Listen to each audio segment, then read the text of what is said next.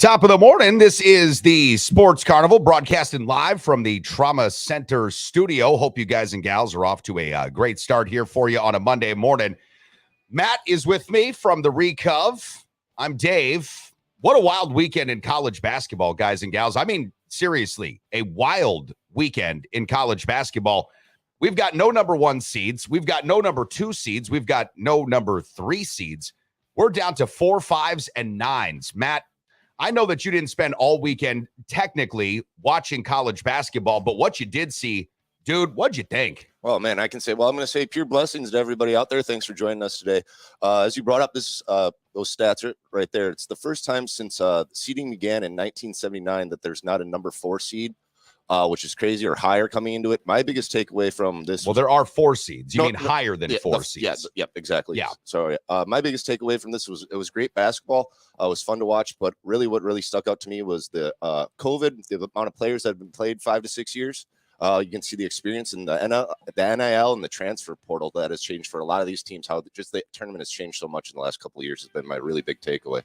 Yeah, you've got a lot of teams like Miami, FAU, others that are going to benefit greatly from the transfer portal. I know Miami's booster was in attendance last night. This really, really rich billionaire, John Ruiz.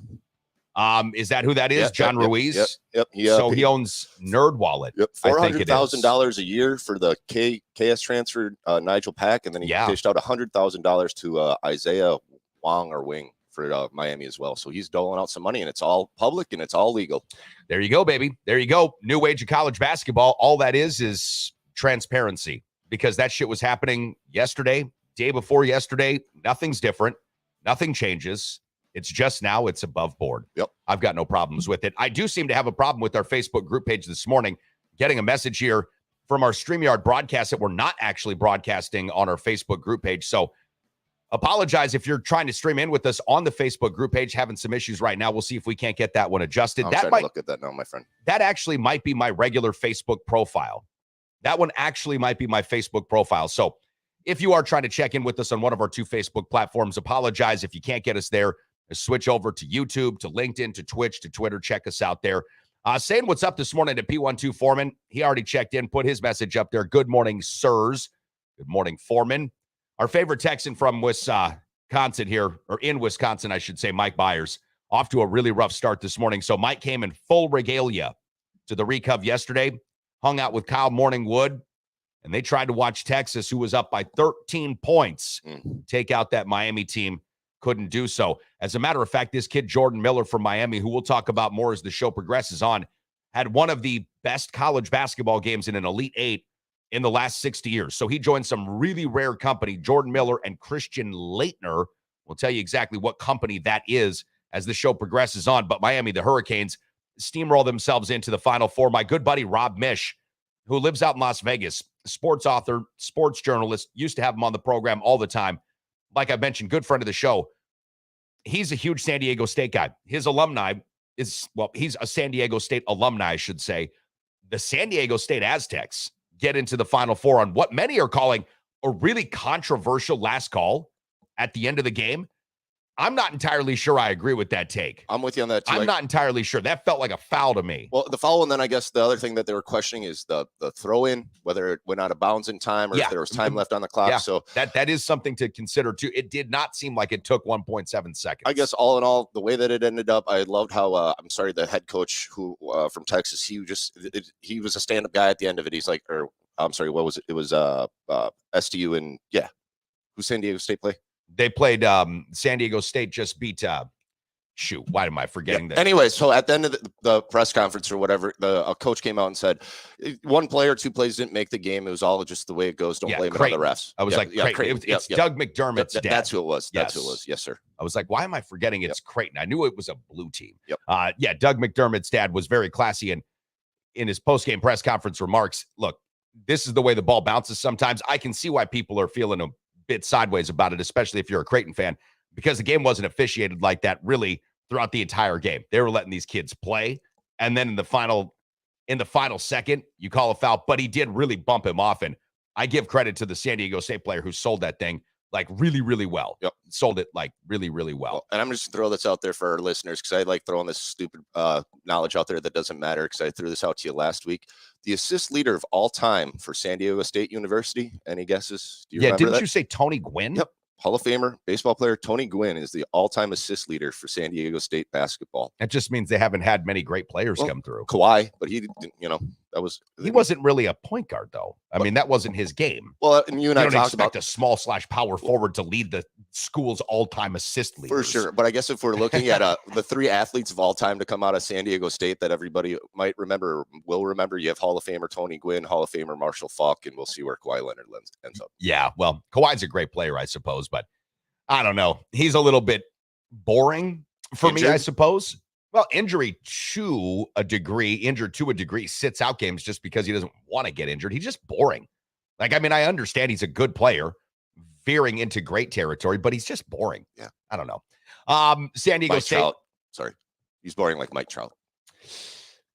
I don't know if I agree with that. I think that's just 2 different sports and games. If Mike Trout was given a platform, if Major League Baseball tried to promote their stars the same way the NBA tries to promote their stars, I don't know that Mike Trout would be boring. Yeah, I'm not trying to throw you off. I know we're going to No, I'm just saying later. I don't know that that's true. I just don't know if I mean, I'm not saying it's not true. I just don't know if I agree with that take only because, the NBA makes a case of putting their big stars, if they possibly can, into spotlight situations. The major leagues don't do that. I mean, that's one thing that they absolutely do not do. Speaking of stars, and we'll call him a lacrosse star, Johnny Davis is starting to make a name for himself in the NBA. And I know it took a while. And I know there were a lot of folks that thought, maybe Johnny just wasn't ready, should have stayed at old-timey Wisconsin basketball and played, shot clock workaround for 30 seconds for 4 or 5 years so people in Wisconsin could feel better about watching him play in college. But he's starting to pick up steam in the NBA. So we'll tell you about Johnny Davis. We've got the XFL's Week 6 and the first Monday Night Football game in the XFL coming up tonight. Yep. We had Major League Baseball tweak some of their rules to the clock, and it wasn't really anything about helping players. It was about getting them off their shit and making sure that they got with the new rules. Major League Baseball opening day coming up later this week. Matt, you and I will talk about what we'll do for an opening day party at the Recovery Room. The Bucs are going to be back in action tonight versus the Pistons. Not much to see there, but they did lose a pretty important game, at least from a confidence standpoint, if you're a Nuggets fan, on Saturday to the Denver Nuggets. I know Joey Miller was really excited about that. We'll talk Packers NFL draft coming up with Joe Daguanno. We're deciding to push off some Aaron Rodgers talk for a while because we've been spending way too much time talking about Aaron Charles Rodgers and when he goes to the Jets and what that will look like. He's going to the Jets. It'll work out at some point. And then what we won't talk about today, but I will sprinkle in a couple of little nuggets to our audience about, is something that will pick up steam with tomorrow. The NFL win totals have been released by odds makers, and it'll be really interesting to see where the Packers, the Lions, the Bears, the Vikings, as well as the rest of the NFL sits as far as the bookmakers are concerned. Like I mentioned, we'll talk more about that tomorrow, but I'll give you a couple of little sprinkles, a little nuggets as we get ourselves going today. Jason P1 Breacher's up and at it this morning, says, good morning, fellas. Good morning, Breacher. Happy Monday to you as well. And if you want to check in, like I've mentioned, we've got some issue going on one of our Facebook platforms, but everything else seems to be up and running. If you're picking this thing up later on our podcast platforms, Spotify, Pandora, Google Play, Apple iTunes, no worries. You've already missed the show anyways. What can I say? The Recovery Room on 7th and Mississippi Street is not only my favorite bar in all of downtown La Crosse, Wisconsin, it's my favorite restaurant in all of downtown La Crosse, Wisconsin. Breakfast served 8 to noon, Saturday and Sundays, daily specials, incredible cocktails, and the best damn wait staff in the entire city. My buddy Matt knows how to treat you right, and that's why when you go to the Recovery Room on 7th and Mississippi, you're always going to have a great time and a great meal with a great cocktail. So if you haven't been in a while, or perhaps you're just regular and you want to stop in again, make it a thing. I'm there every single week. How about you? At the Little Doobie's Pizza, we kill 2 stone birds with 1 rock every time with our hand-rolled Doobie Deluxe for only $49.95. That's a street value of over $75. No way! The Doobie Deluxe is a hand-rolled 18-inch pizza that will blow your bone-resent mind. Whoa! topped with a sausage, black olives, extra cheese, and about a half ounce of the finest kush at east side of San Bernardino. Dude, give me another slice. Because at Little Doobie's Pizza, we put a little TLC in our THC. And right now, for a limited time only, get an order of crazy cannabis bread for only $10 with an order of a Doobie Deluxe at the street value of over $22.50. You know what we say at the Little Doobie's Pizza? Why get stoned then eat when you can do both at the same time? Doobies. You know what the interesting thing about Little Doobie's, not just that it's a fake pizza place that possibly could sell you cannabis-infused pizzas, but Matt, it was the only commercial that I've ever promoted on TikTok, the Chinese Communist Party's favorite platform for infiltration and spying on Americans, that actually got pulled from TikTok. It blows my mind, to be honest with you, the amount of food and drinks and everything that's infused with liquor or THC out there nowadays. It blows my mind. Oh, that wasn't what I was. Okay. So I was more surprised that commercial was the only one that got pulled from TikTok. No, that's why I'm surprised without the amount of stuff that's out there nowadays, that's of all the commercials that they want to pull, they pull that commercial out for you. It still blows my mind. Yeah, it was TikTok's weird. I don't know about TikTok. I don't really know, to be honest. I don't know about social media. I'm not really a fan. It's not really something that I enjoy doing. And I know that we've got these fucking issues, that are happening all the time. It's just really not something that I enjoy doing. I've never enjoyed. Here's the thing. And this is probably where I talked to some folks last night at the bar that I'm a little bit different, a little bit off from a lot of folks, at least in our age range. I absolutely do not care, for the most part, what anybody's doing. Right. I just don't care. Yeah. And when you don't care, it makes it really hard to sit there and scroll on the phone. And I understand that for many, it becomes addictive, right? Smoking, drinking, whatever, drugs, crack. They think of TikTok and these phones as crack. I just have never been able to understand what was so fascinating about it. I just can't get it. And maybe that's where I'm on an island, because I know for many people in our age range, I think in our age range, maybe some of the most dreadfully tied to their phone people in the world, it feels like it's something they can't get away from. Fuck, if I could leave this thing behind, this cell phone, and never have to pick it up again, go back to an answering machine and a telephone. Pager. No. Nope. No pager. No, that was even a leash. That's a bridge too far. All right. If I'm not home, I'm not home. If you didn't get me, you'll have to see me later. And what the fuck is the big rush in many cases anyways? Like, what are we talking about? Well, when you and I were talking with Coach Mike Schmidt last week, we talked about baseball and everything. And I brought up to you after we got off talking with Coach about watching baseball games or going to baseball games. There's so many of these young kids that are just plastered to their goddamn cell phone. They're not even paying attention to the game because maybe the game's too boring for them. The game sucks. Or whatever. But at the same time, when you every time you look at a batter in the batter's box, look behind everybody, there's a million girls, mostly white women, just on their phone, going through the pentagram, whatever the hell it is. Pentagram. I combine them both. It is what it is. That's how good I am with social media, my friend. I feel you, man. I see a lot of Brewer fans, really engaged. And when the game's exciting, you can be really engaged. There are many times in which you're watching a Major League Baseball game, you're at a stadium, you're doing something, and there's languid periods, and then you're sort of filtering through. But listen, as much as social media has done to expand our reach and our connectivity, which can be very important, the parts of it that I just find dreadful are the continuations of everything that need to happen in order for your social media reach to continue to expand. Meaning, once you want to, or you're dedicated to expanding some sort of platform, whatever it is, pentagram, as you've mentioned, which sounds like the devil's own version of Instagram, right? It's like pentagrams have a new friend. It's pentagram. Pinterest and Instagram. There you what go. I'm doing there. That's pentagram. So interesting. So I think a lot of Satan worshipers, they'll be picking up on this. Trump supporters of the like, so they'll get this going. But I think the hard part for me too is that you have to dedicate so much time to it, right? You have to be involved with a certain platform so doggone much in order to make it really sort of have any traction for you, which again is like, what else are you supposed to do? You've got other things going on, you would imagine, but many people are content with like living right through the phone. Well, and I was going to say it's the younger generation that they're just truly addicted to it. They don't know anything else because that's all they've ever had. So it's only going to get worse for the next generations, in my opinion. I almost wonder if that's true, though. I'm going to bring aboard early Joe Daguanno, our Green and Gold Insider. Joe, I kind of thought maybe you'd be popping up at 8:25. You come up at 8:13 and a half, and I'm like, it's go time, baby. Listen, let me digress a little from sports. You work in technology. You work with people in technology every day. You help sell technology. for Midwest family across the state and into multiple territories. Would you say that people in the 40s and even into the 50s might in some cases be more addicted to technology and phones than even some younger people? Oh, no doubt. No doubt. I think we are in an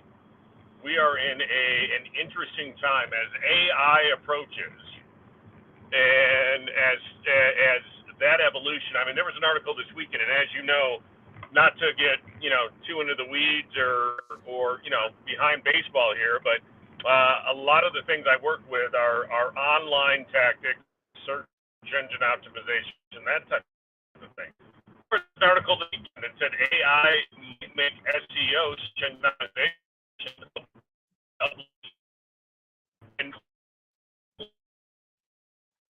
And I got to tell you, DC, I've said this to my wife. I consider myself a pretty hip 55-year-old. When I start becoming irrelevant, put me down. Get me off the seminar route. Get me off the shows, because there's going to come a time in a day when they're going to look at the 65-year-old and they're going to be like, he's no longer cool. So yeah, we're in a interesting time as far as technology and social media. I don't know if you're ever going to reach the time, Joe, in which you're not cool. I'm not sure about that. I think that you'll probably remain cool, Robert Redford and Paul Newman until you're well into your 80s, and I could say even into your 90s. You might age like George Burns and still be on everybody's show. Not sure about that, but listen, I think technology, for what it's worth, is going to take some incredible leaps. That always will be the case. I guess my issue, and I'm not trying to besmirch any of our fine social media partners or platforms. My main issue with social media in many cases is the amount of time needed to dedicate towards each individual platform in order to see each of these things gain traction. And I think that can be a lot for some people, especially if you're not making an incredible living from something like that.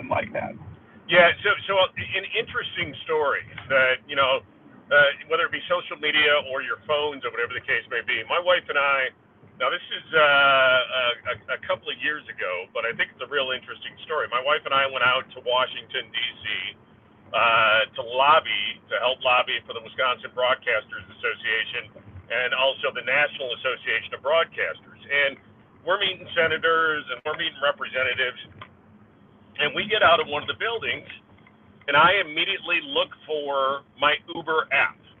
All right, so I look down at my phone, and I'm buried in my phone. Meanwhile, and DC, my wife, she, as she puts it, she's not entirely hideous, and so she just stands there and hails a cab, and the cab turns around, does a U-turn, and comes. Meanwhile, I'm still buried in my fucking phone, looking for the Uber app, and my wife's like sitting in the cab, like, dude, get your ass in the cab. And so it was a perfect example. And I go back to, and I don't know if you guys watched this movie. Did you ever see the movie Walter Mitty? Oh yeah. So, yes. Okay. So there, it's the scene with the ghost leopard, and it's with Sean Penn, and Walter Mitty finally finds the Sean Penn character, and they're looking for this ghost leopard, and he's got his camera out, and of course he's a photographer, and he takes pictures for Life magazine, and Walter Mitty looks at him, and Sean Penn's character won't take the picture. And Mitty goes, aren't you going to take it? And he goes, you know what? Sometimes I just want to be in the moment. And I think that's so powerful of a feeling to, we all want to, snap it on Instagram, and we all want to, put it on Twitter, and we all want to do whatever with it rather than just being in the moment. And that scene sticks with me.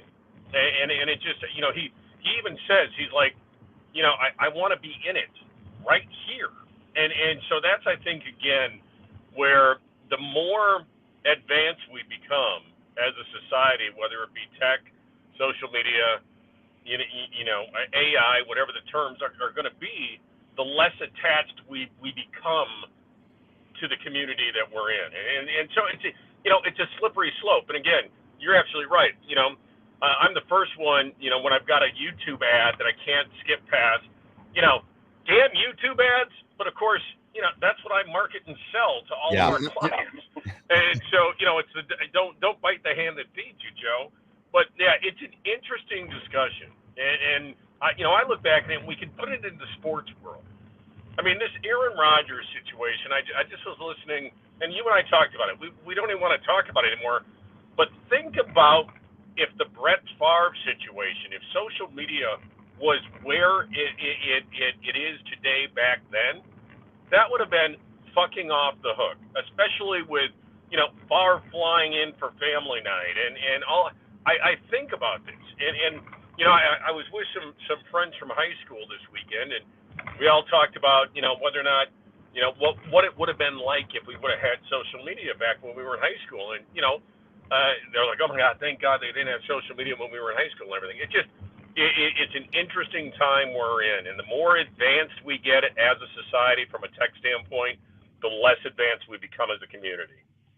Matt, I don't know how you feel about it because you're not a huge social media guy, but even the prospect of having a photograph, videotape, post, all these different things while you're in the moment, to me, completely distracts you from the moment at hand. It's hard to actually be in the moment when your focus is, at least it is for me, trying to get the picture, trying to get the video, trying to put the caption up. And then, of course, you're relegated to the quickness of it all, the speed of it all, because if you don't get it up relatively quickly, then basically what the fuck was the point anyways, because it's already a moment that's gone by. Now, Joe, as we look ahead, and this is something that we can do as a nice little radio transition, as we look ahead to a non-Aaron Rodgers topic, or at least non-specifically focused Aaron Rodgers topic, the NFL draft exactly 1 month away from today. So 1 month from today, the NFL draft begins with round one. Roger Goodell will begin making some picks. People will begin to boo him. The Packers are hopeful they draft at 13. I'm sure that they're still working hard to see if they can make that happen. But let's just start, Joe, with one of your early Packer draft conversations, because I know that you go through multiple mock drafts. You put together a lot of different thoughts and ways that the Packers could and or should go with each year's draft. What are some of your early thoughts exactly 1 month out from the Green Bay Packers first round draft pick? Well, first of all, DC, I got to say, I think the moment that I got credibility with you and your listeners was back in the day when I correctly predicted Jair Alexander to the Green Bay Packers. And so I think that's when, that's why I think when you and maybe some of the listeners said, all right, this dude, he wasn't just a male model. He's not just a pretty face from 96 or whenever the year was. He actually knows some of his shit. So, when I look at this team right now, and you look at how can you make a first-year starting quarterback successful, and I've always said this. And you look at some of the teams towards the end of the playoffs last year, and it's been a while since Green Bay really addressed the tight end position. All right, and it just so happens that this year's draft class of tight ends, and also, again, from a personal standpoint, both my boys played the position.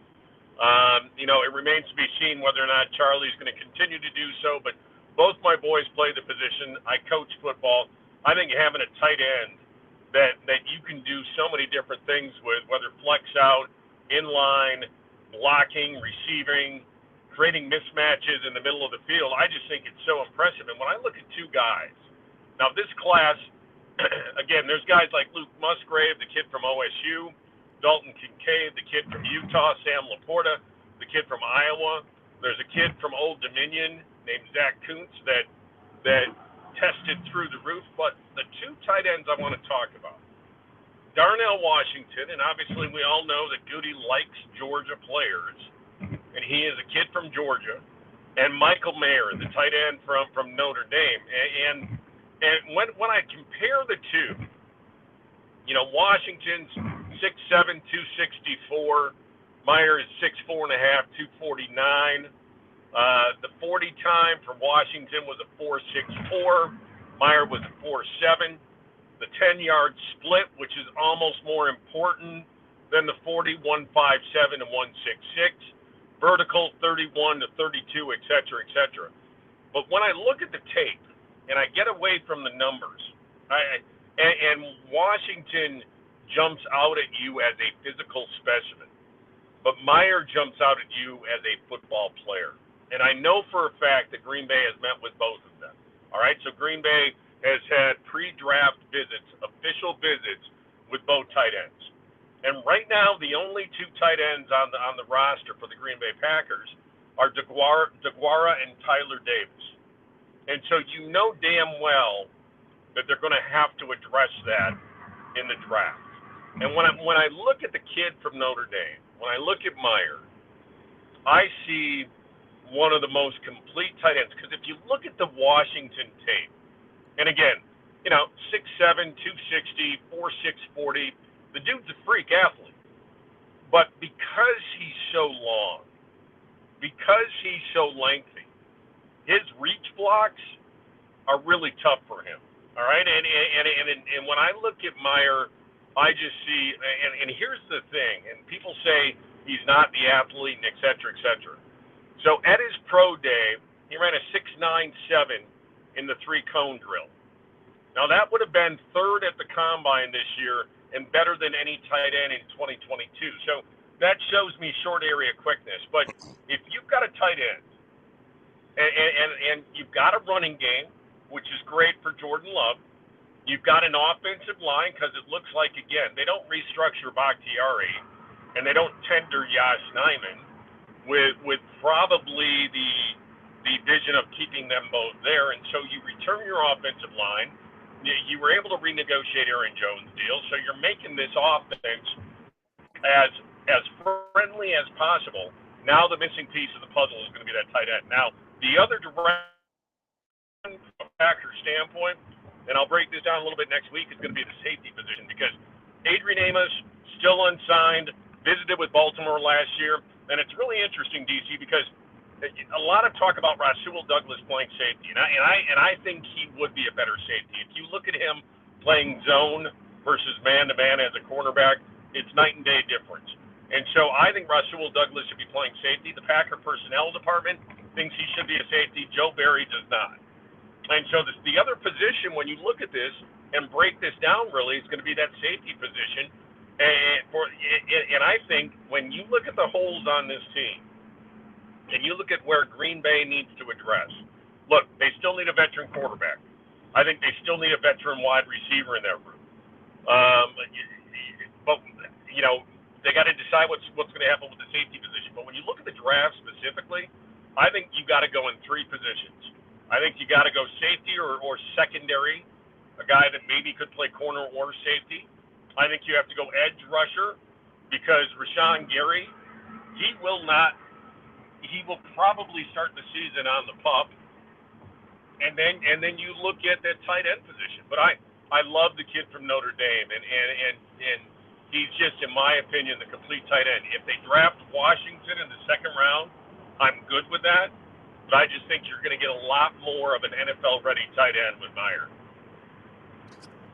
Joe, I got a quick question for you. I'm going to get to this real quick. I just went to a Joe Bonamassa show a couple months ago, and I wanted to rip out the telephone of everybody that was recording and sort of living in the moment. So I'm right there when you talk about living in the moment.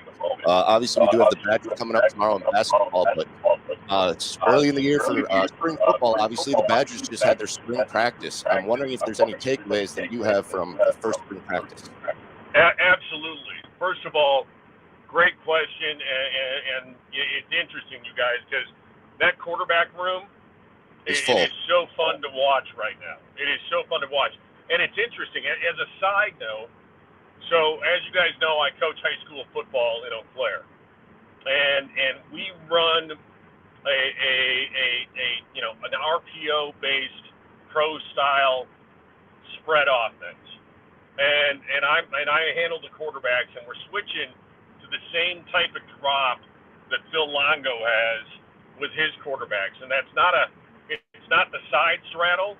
It's almost the back pedal. It's almost the old school. If you remember the old back and Terry Bradshaw and Dan Fouch. And so it's interesting. So I've been studying a lot of Longo's offense and Coach Vic and what they're doing, and a couple of things jumped out at me this weekend. Again, the quarterback room, fun to watch. The ball they were slinging it. They were having fun. The tempo of the practice, Because what Vic did is he doesn't do a lot. He doesn't believe in a lot of conditioning at practice because the tempo, he promised 2:15, 2 hours and 15 minutes, and they got through so much shit in that time. And it was basically first team offense running a play. The minute that play was done, the second that play was done, second team offense got in there.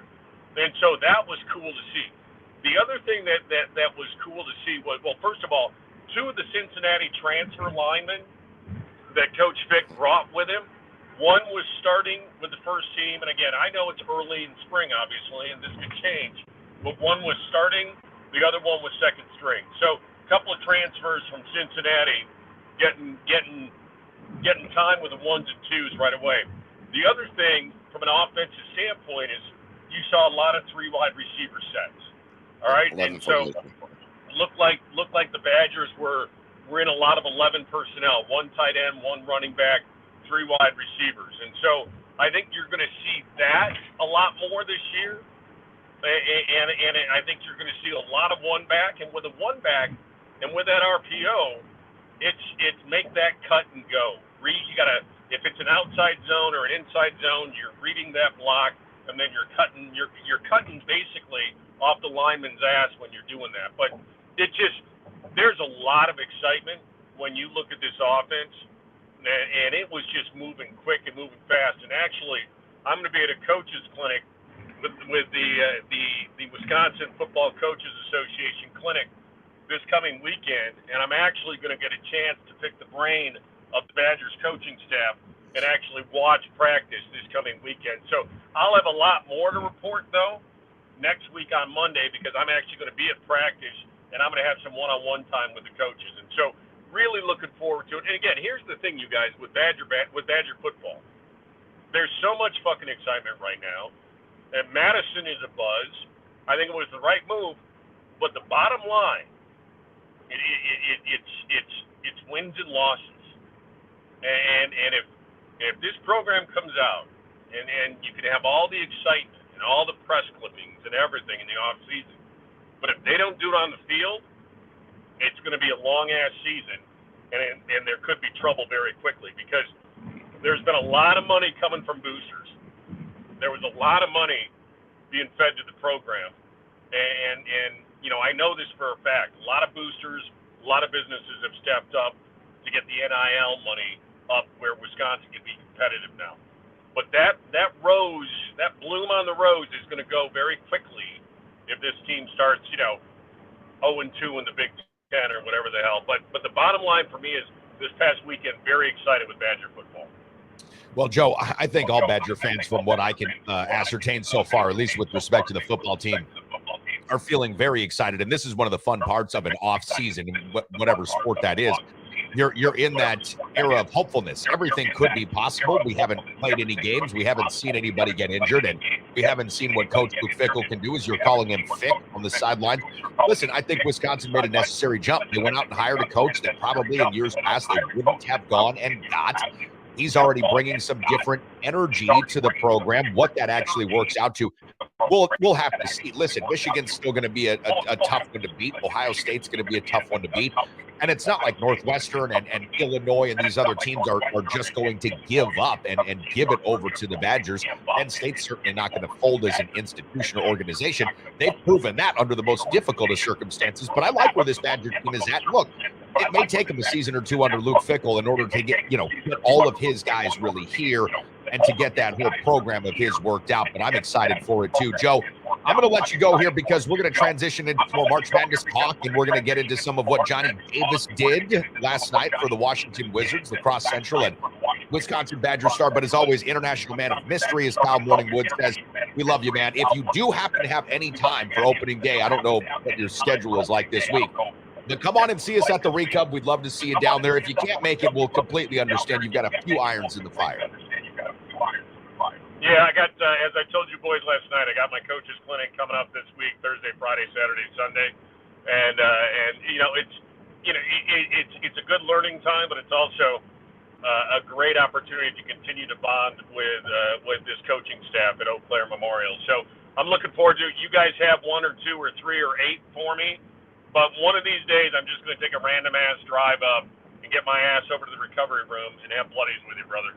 Love it. Can't wait to make them for you, Joe. And as always, great seeing you. Look sharp. And tell Lynn, yes, she's definitely somebody who can hail a cab. I don't care what town she's in. She can definitely get a cab, my friend. Love you. We'll talk to you next week. Joe. All right, boys. Take care, man. See ya. Now more than ever, if you're looking to buy or sell your first home or perhaps an investment property, you need a full-time dedicated real estate agent who is up to date on all the latest trends and analysis and is ready to give you the kind of service that you deserve.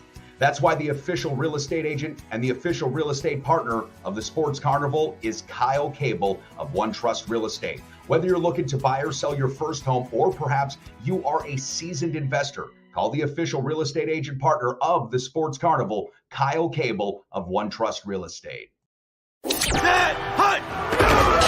This is Tailgating Tales with Bert Kowalski.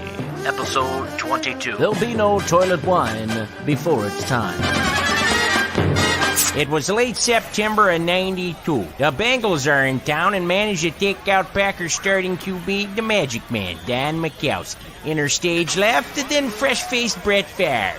Engineers a beautiful fourth-quarter comeback to beat Cincy 24-23. It began a 15-year bromance with the state of Wisconsin and cheeseheads worldwide. Meanwhile, I'm in the Lambeau Field parking lot, where I've enjoyed every home game since I was knee-high to a Milwaukee's best tall boy. This is where the tale takes a twist. Majkowski's out, the pack is in jeopardy, and I'm out of beer. Lucky for me, Lou Three Fingers Nelson, who did a stretch in Joliet, always had a fresh batch of toilet wine brewing in his mini-winnie.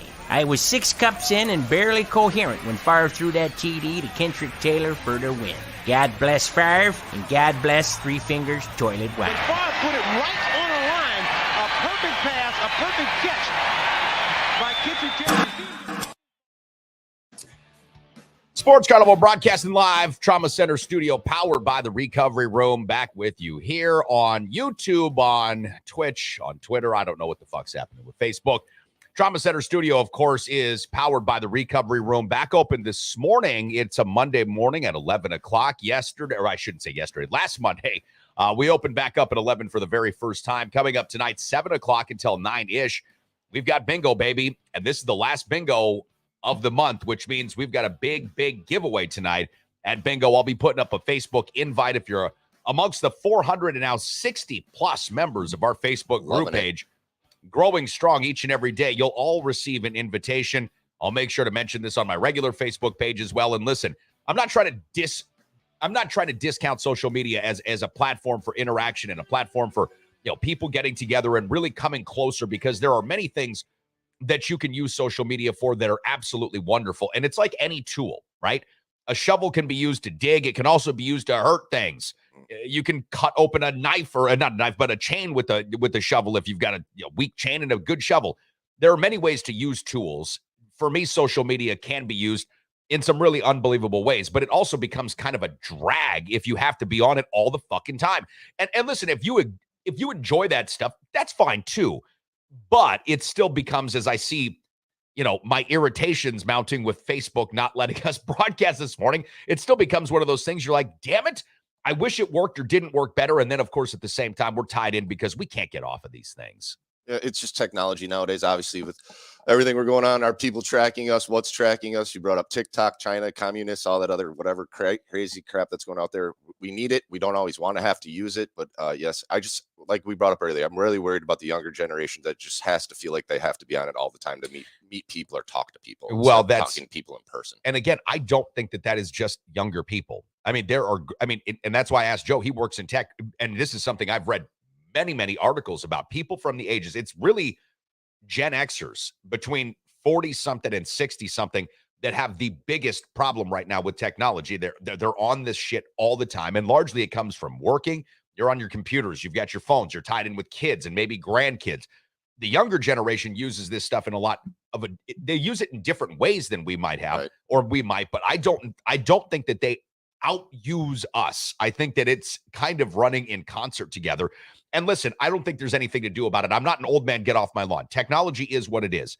No troglodyte here. We have to keep evolving, and that's just got to be part of mental nimbility to be able to keep on evolving. And I don't know that nimbility is a word, but I've said it twice and I just love it. I'm just going with it. But to continue to be mentally nimble, you have to be open to technological advances. I just don't think that we're going to really understand. And I had a conversation about this with some folks over the weekend. I don't think that we'll be able to understand cognitively as human beings the jumps that we're about to make, because what we are about to make is something that will be so far past our ability to fully comprehend. And that's what Joe brought up. Artificial intelligence. A new report suggests that up to 80% of human jobs, 80% of human jobs are going to be either majorly or at least minorly altered by artificial intelligence within the next 5, not 10, 5 years. Well, so if you're, I was saying college kids are already using it to write their papers. Well, fuck college kids. They're not going to be needed much anymore in many of the jobs in which college kids go and then become professionals. Customer service, all sorts of call center jobs, and really and truly financial analysts, bankers, all of these things that can be done, especially with numbers and the flow of information that come through, are going to make people's positions, if not completely obsolete, a lot more. They're going to make them a lot more finite. There won't be every job for everybody because this artificial intelligence is going to be making some big leaps. And that's where I think we'll end up seeing the majority of humankind having a really hard time like grappling with what exactly is happening, because it'll change so diametrically and so fast that you're going to look back and say, wait, what? And you might be looking at it and it might already be too late. Yep. So that is a thing. Listen, we don't want to get too off track. We're the Sports Carnival. That's awesome. We're talking college basketball in just a second. Johnny Davis really picking up some steam with the Washington Wizards. NFL released, well, not the NFL, but bookmakers released NFL win totals, and we have NFL downline football called the XFL with their first Monday Night Football game coming up tonight. But Rob Dog from the Rob Dog Sports Brief just wants us to stay here for a second with some local sports. UWL men's baseball has won 10 of their last 11 games, according to Rob Dog. And, let's see, he sent us this message a number of times here. He gave us something else. Cashed in at the track invite, UWL. Okay, so the Cashton track invite at UWL. Okay, that's a long one. The Kickapoo boys took first, and the Westby girls took first. And this is some really specific sports shit. All right, the Boston meet had the Onalaska boys and girls winning with a strong showing by Logan. All right. And there you go. We have local high school sports covered for the day. We do. That was interesting. All right. Thomas is checking in with UWL, and he's got a weather take, Matt. Says the weather this weekend, oh my gosh, it was magnificent. It was pretty nice. It was decent. I'm just hoping it's going to be even better for this weekend. Yeah. I want to be sweltering. I literally want to be sweltering. When it's 90 degrees with 87% humidity, you can cut the air with the knife in Wisconsin. Happy days. I'm looking forward to it myself. Happy days are there for you and me. Now, I don't want to work in the recovery room kitchen when that happens. I want no part of that. But happy days for all. And our patio, by the way, at the recovery room, it's open. Now, Matt, the Final Four has been set. The poll question's hanging out on our Twitter feed, our Facebook group page, whatever. I'm mad at those places today. But we do have a poll question up on both of those platforms asking you, now that we've got the Final Four set, which of the Final Four teams do you think has the best shot to win the NCAA tournament? You've got FAU, a number 9 seed, going against number 5 San Diego State, number 5 Miami going up against number 4 UConn. Now, UConn as a number 4 seed is really and truly the only blue blood that's left in this. Since 1999, UConn's won 4 national championships. Okay, 24 years, 4 national championships. That's pretty good. So they're definitely a blue blood. San Diego State, they're making moves this team has been waiting to make for years. They've been building up to this point, by the way. San Diego State men's basketball, a Mountain West Conference team, same conference from UNLV. This team has been making moves over the last 10 years and especially over the last 5 years to get themselves into this position. Miami got bounced from the Elite Eight last year, right? And some of their players are still like jonesing for a chance to get back and play against a UConn team who, again, is right now looking really, really good. And then you've got FAU, a team that seems to come from nowhere as a number 9 seed. You know, you look at this Final Four matchup, Matt, I mean, the storylines that have come from March Madness have been incredible. We've seen players emerge as we do every year. But we look at this Final Four matchup, and I do wonder if in some ways, because we don't have a lot of traditional powerhouses and there are no number 1 teams left in this particular tournament, do you think that some people sort of turn off of this because their brackets are completely busted? There's not, exactly in every household name in this tournament, or do you think that the tournament itself, the fun, the action just carries it through? Well, I think it's the fun and the action. I don't know if we really want to call FIU a Cinderella team for the year, but I think there's so many people that really like to root for the underdogs. So that always keeps people interested. And plus, it's March Madness. It only lasts for, it's one time a year. And there's so much money on it as well. Going into this and everything else with you in the poll, I think I would, as a bettor, I'd have to go with UConn. But as a person, as a fan, I really hope whoever wins the Florida Atlantic San Diego State game wins the entire thing. Okay, so you like FAU, San Diego State. You hope they win it all. That's as a fan. As a bettor, it's hard not to go against. It's hard to go against UConn. All right, I think that's fair. So why, as a fan, do you want that to be the case so much? Once again, the underdogs. Teams that's not a blue blood. They haven't been there for a while. My issue with everything. It's not an issue because, like we brought up with Miami, the NIL's out there. It's all legal. It's all possible. UConn has always been there. I guess I'm really rooting for one of the smaller mid-conference. What would you call them? Mid-conference teams? Mid-majors? Mid-major teams. So yeah, I'm rooting for an underdog. Okay. I think at this point with 4 or 5 seeds and a 9 seed, they all were considered somewhat underdogs coming in. As a matter of fact, I think UConn was picked in only 3.2% of brackets to even make it to the Final Four. Mike Byers is checking in this morning saying, good morning, guys. It's going to be a great day, even though he's still grieving the loss. I know it's not the loss of your Texas Longhorns. Yeah, you were not happy about that yesterday, Mike. And after the game was over, Mike skedaddled. I don't blame him. It was hard to stomach. The Texas Longhorns were up by 13 points against Miami. I mentioned the kid Jordan Miller. So he went 7 for 7 from the field, 13 for 13 from the free throw line. Jordan Miller scored 27 points. Now he joins just Christian Laettner as the second player in the last 60 years to have a perfect game in the Elite Eight. So Christian Laettner, 1992, Elite Eight versus Kentucky, went 10 for 10 from the field and 10 for 10 from the free throw line. Duke goes on to advance past Kentucky to the Final Four. I think Miami, I know that UConn's going to be a tough team. I think Miami, because of the fact they play with like NBA scorers, and I'm not entirely sure that Miami even has a true freshman on this team. Like they're playing with some really, really experienced veteran players. You mentioned that guy Ruiz coming out of the pocket to get players over to Miami.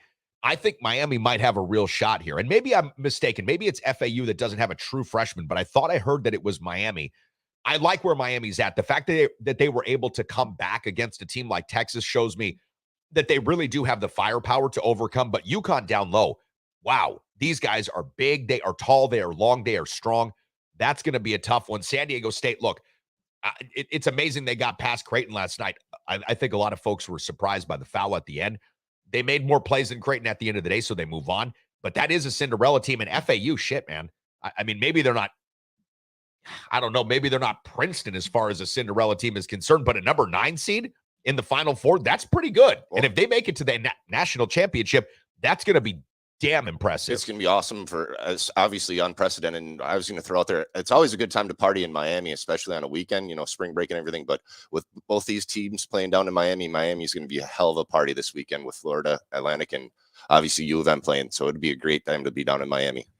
Yeah, I mean, it's the games aren't in Miami; they're going to be in Texas. I know, but everybody that's going to be partying down there, do you think that they're just going to be partying? How would you be able to tell if it was for the basketball teams or not? They're like, wait, what? There's basketball games on? Oh yeah, that's right. I think there's still so many people that the amount of money that Ruiz is putting into the Miami, there's money out there, obviously bettors, etc. But I just think it'd be a hell of a time to watch. And like we were bringing up this weekend, you got obviously the Brewers playing and the Cubs, even though they're not playing in Milwaukee, but then also the Bucks play on Friday or Thursday night as well. So it's going to be a great weekend for Milwaukee sports and also a great weekend for sports in general, especially if you're living down in Miami.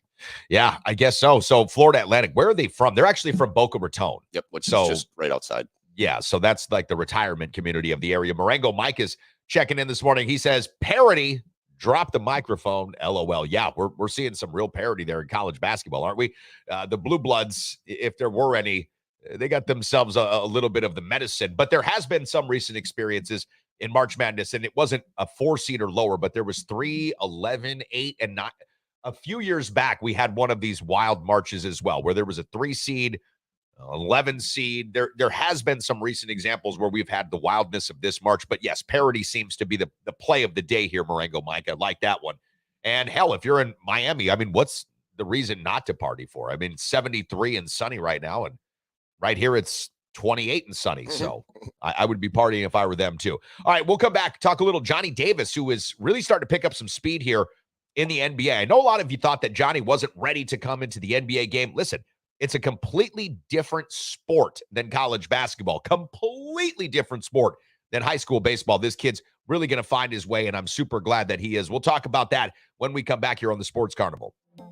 Preferred Insurance is the official auto, home, business, flood, and life insurance agency of the Sports Carnival, serving folks in La Crosse and surrounding areas with licenses in Wisconsin, Minnesota, and Iowa. As an independent insurance agency, Preferred Insurance is free to find the very best insurance for you, your family, or your business needs.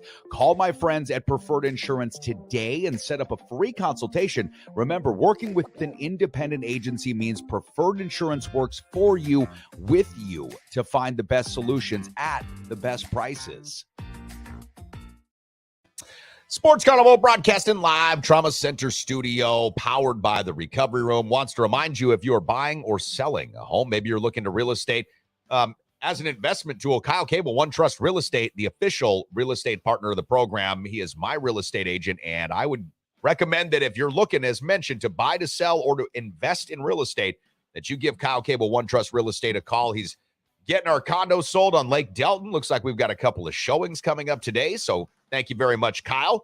Your fast work is appreciated. Our official insurance provider is Preferred Insurance. Tony and Brian, downtown La Crosse, give you the option to choose from all of the nation's biggest insurance carriers and get you the very best rate. And of course, if you're looking to be one of those people that Matt mentioned that bets on sports, like perhaps in the Final Four, Brewer baseball, Bucks basketball, Badger basketball, you name it, you can do it at betus.com. Enter promo code Carnival and get a 125% deposit match. Johnny Davis for the Washington Wizards, a kid that you can bet on. Maybe you can get some prop plays on Johnny. He's really not listed in many of the prop plays right now because he hasn't been getting, so much time that he's been hoisted up into the prop bets, but that may be changing. Now, Washington lost last night to Toronto, 114-104. It was a wire-to-wire win for the Raptors. They basically blew Washington out. But part of what happened with the Wizards getting a little bit run off of their court was Johnny Davis getting 23 minutes and scoring a career high 15 points in the NBA, 3 of 4 from downtown, Matt, 5 of 8 overall from the field. He also chipped in with 4 boards, 2 assists, and a steal. Look, I realize Johnny didn't bust out of the gates like a lot of folks had hoped that he would. I know that Taco Bell on West Avenue had a sign up, and they still do, says, congratulations, Johnny, the NBA is not ready for you. Well, it's because they hadn't seen you yet. But now we're starting to see some more Johnny Davis, and I think he's starting to really make an impact here. I'm impressed. I finally got to see his up and under you were talking about the other day. That was just a beautiful play that made the top 10 list. Overall, I'm really it's really fun to see his confidence level, just how he's playing the game. It's fun to see him coming out of his out of college and coming off the G League and then after the break. So he's finally getting some playing time, getting his foot on the court. Yeah, his shot got changed a lot this year. They've really worked to alter his shot in Washington and give him some more, I think some more tools to help him succeed at the NBA level. And it's oftentimes it's really hard for people to understand because you think about college football and the NFL, you're thinking, man, the guy was great in college. Why isn't he going to be great in the NFL? Or a guy was great in college as a basketball player. Why wouldn't he be great in the NBA? And it's not to say that the leap, is impossible to master for everybody because, of course, we're watching Johnny be able to get himself there. But you go from playing like against the best kids in your region to the best kids in the state / portions of the country when you go to college to then playing against the 450 best players in the world. And he's only 21. In the world. 450 people in the world play NBA basketball, and there are, 7 billion humans? Okay, let's do the math on percentile there, right? So the jump is so magnificent, it can take guys a long time, and not everybody is suited to make it. I think Johnny's going to be just fine, and I love to see where he is at right now. You mentioned the confidence. That's a big part of it, and confidence in the NBA. I mean, most of these guys are pretty close when it comes to talent in a lot of ways, but the mental stuff, the in between the ears, the gray area that's between your ears is really what makes up in many cases an all-star, from a role player, a superstar to an all-star.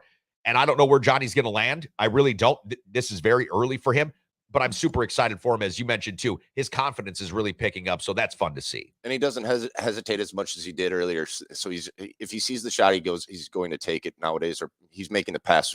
That's where I go with as you brought up, what's in between his ears and just the confidence level and the mind game.